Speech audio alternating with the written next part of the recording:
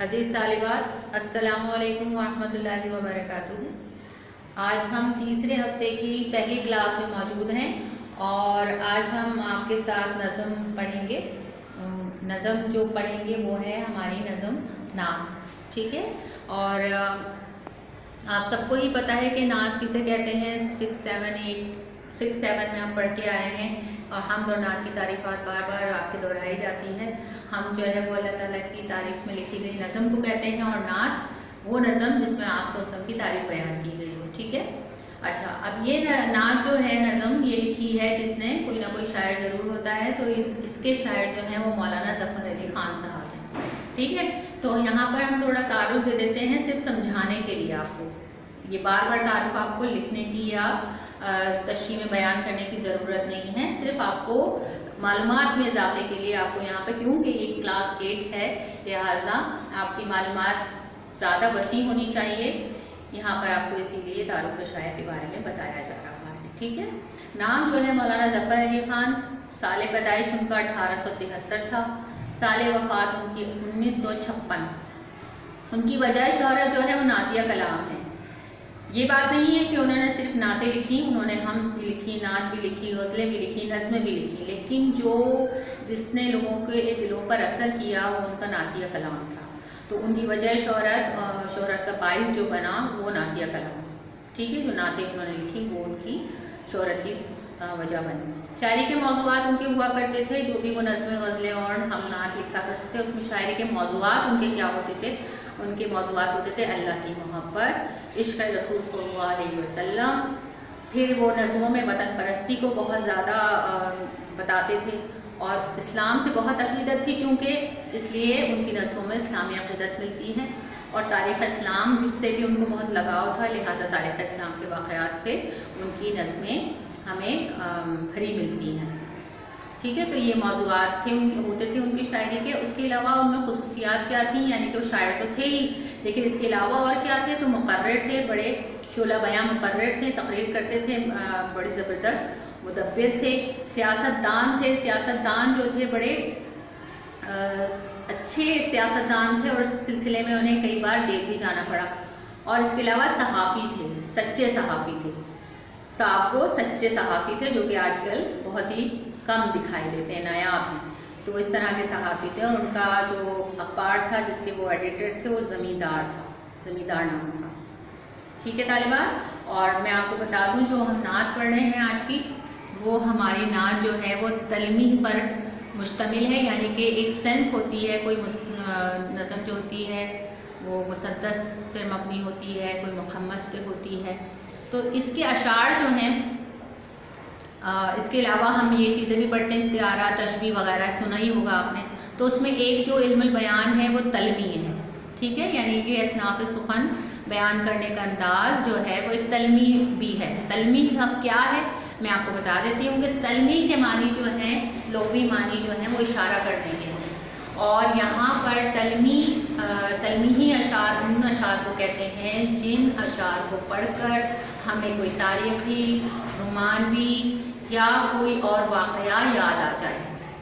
آ رہی بات سمجھ میں؟ یعنی کہ تلمیحی شعر اسے کہا جاتا ہے جسے جو اس شعر کو پڑھ کر ہمیں کوئی ایسا واقعہ یاد آ جائے جو تاریخی ہو، مذہبی ہو، ادبی ہو یا رومانوی ہو، ٹھیک ہے؟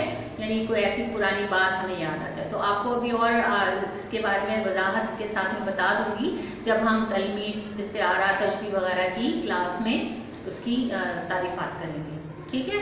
تو میں اب بلند خوانی کر رہی ہوں نعت کی، آپ اور سے سن لیجئے۔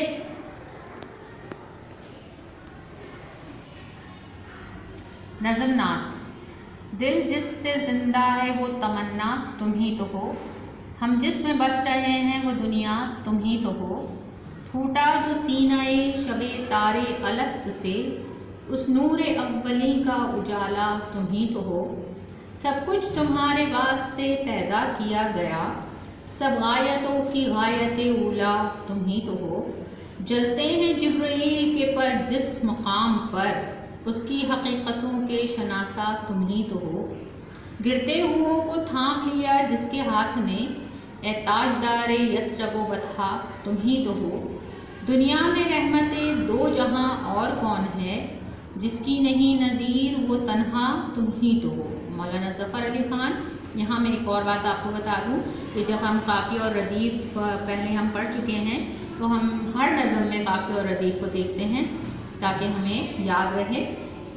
आपको पता ही है कि हम आवाज़ अल्फाज को काफ़िया कहते हैं और नज़म में जो बार बार एक ही लफ्ज़ दोहराया जाए उसे रदीफ़ कहते हैं।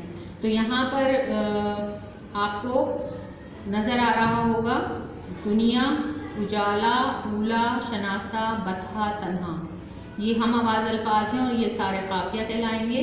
और तुम ही तो हो, तुम ही तो हो, तुम ही तो हो जो बार बार दोहराया जा रहा है वो रदीफ़ है, यानी इस नात में तुम ही तो हो रदीफ़ आएगा।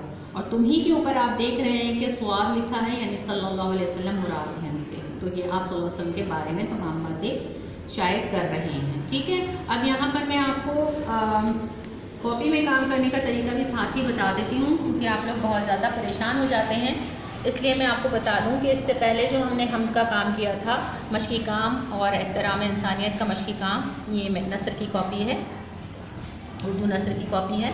और इसमें जो है अब हम नज़म नात का काम करेंगे और अभी सिर्फ हम अल्फाज मानी करेंगे। ठीक है, तो ये 10 और 11 पेज सफ़ा नंबर पर हमने काम किया है, तो वही हमने यहाँ दर्ज कर दिया।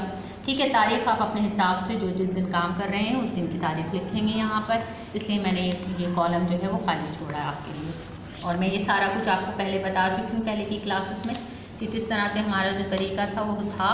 और ये सारे सवाल जवाब एहतराम इंसानियत के भी, अल्फाज मानी, और ये कोई ज़रूरी नहीं होता है कि हम पहले अल्फाज मानी करें फिर सवाल जवाब करें फिर तशरीह करें, ऐसी कोई तरतीब फ़िक्स नहीं है।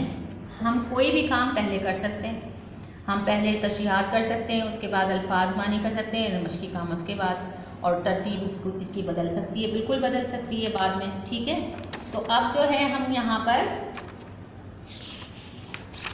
नात का काम मैं आपको दिखाना चाह रही थी एक बार कि देखें मैंने इस तरह से कर दिया कि नात की देखें टाइटल भी बन गया और साथ में ख़ास चीज़ें भी आ गई, क्योंकि इसकी हमें बार बार ज़रूरत नहीं है, हमने सिर्फ एक ही बार इसको समझना है और देखना है। तो हमने टाइटल पेज पर ही नात की तारीफ़ भी लिख दी और तारुफ़ शायर भी लिख दिया। तो आप भी अगर इसी तरह कर लेंगे तो बहुत अच्छा हो जाएगा। और उसके बाद उसके अगले सफ़े पर हमने इसके अल्फाज मानी कर दिए। ठीक है, दिख रहे हैं आपको, आप चाहें तो लाइन छोड़कर भी कर सकते हैं ये काम। ठीक है तालिबा, अब ये काम तो कॉपी का मैंने आपको दिखा दिया। अब मैं बोर्ड पर आपको जो नज़म में मौजूद नए अल्फाज हैं वो पढ़कर आपको बता देती हूँ एक बार। जी तालिबा, देखिए बोर्ड पर कॉलम बना है अल्फाज और मानी का। तारे अलस्त लफ्ज़ हमने पढ़ा था। तारे अलस्त के मानी है रोज़े अव्वल की तरफ इशारा, जब अल्लाह ने तमाम रूहों से अपने रब होने का इकरार लिया था। यानी कि वो कुरान में जो आपने पढ़ा है, कुरान में आपको याद होगा कि अलस्तु बिरब्बिकुम, यानी अल्लाह ताला ने जब तमाम अरवा एक जगह इकट्ठी थी, दुनिया में नहीं आई थी, तो अल्लाह ताला ने उनसे अपने रब होने का इकरार लिया था और पूछा था क्या मैं तुम्हारा रब नहीं हूँ। तो तमाम रूहों ने क्या जवाब दिया था? कालू बला, यानी कि क्यों नहीं आप ही हमारे रब हैं। ठीक है, तो ये पूरा एक वाक़या है और मैंने आपको बता दिया था कि इसके हर नात के शेर में, तकरीबन हर शेर में जो है एक वाक़या पोशीदा है। ये हम जब तशरीहात करते जाएंगे तो ये आपकी समझ में आता जाएगा। ठीक है, फिर देखिए नूर अव्वलीन, सबसे पहला नूर, ये सबसे पहला नूर से मुराद आप सल्लल्लाहु अलैहि वसल्लम है, और कैसे हैं ये मैं आपको तशरीहात में बताऊंगी। ठीक है, गायत के मानी है मकसद, गायत ऊला कहते हैं सबसे आला मकसद। यसरब व बतहा आपको मालूम ही है, मदीना और मक्का के पुराने नाम हैं। ठीक है, नज़ीर कहते हैं मिसाल को, तमन्ना कहते हैं ख्वाहिश को, शनासा के मानी है पहचानने वाला, और ताजदार बादशाह को कहते हैं कि जिसके सर पर ताज हो, यानी साहिब ताज।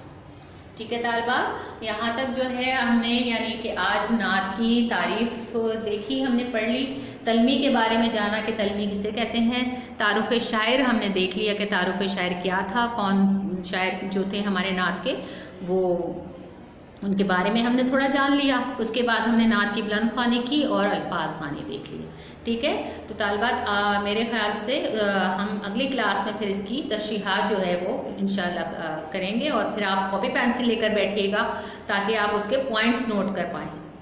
ٹھیک ہے. آپ کو مشکل نہ ہو، کسی سے پوچھنا نہ پڑے، آپ خود ہی اس کے پوائنٹس لکھیں اور جس شعر کی تشریح میں کہوں پھر آپ اس کی تشریح اپنی کاپی میں آرام سے کر سکیں. جب تک کے لیے اللہ حافظ.